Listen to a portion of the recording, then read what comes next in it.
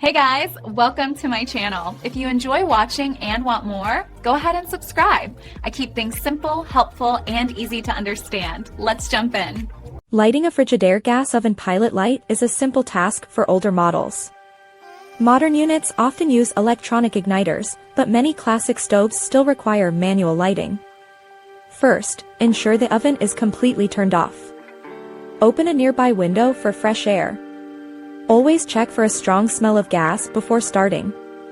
If you smell gas, do not proceed. Open the oven door and remove the bottom racks. You must also remove the metal floor panel.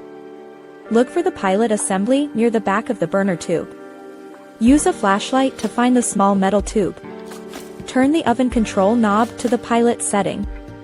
Some models require you to push the knob in. Take a long-reach multipurpose lighter and hold the flame near the pilot opening. While holding the flame there, press and hold the oven control knob. The pilot light should ignite quickly. Continue holding the knob for 30 seconds. This allows the thermocouple to heat up properly. Release the knob slowly and check if the flame stays lit. If the flame goes out, wait a few minutes and try again. Once the pilot remains steady, you can replace the floor panel and the racks. Your oven is now ready for use. Make sure the flame is a steady blue color. A yellow flame may indicate a cleaning issue.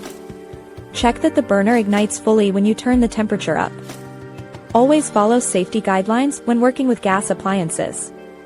Proper maintenance is very important.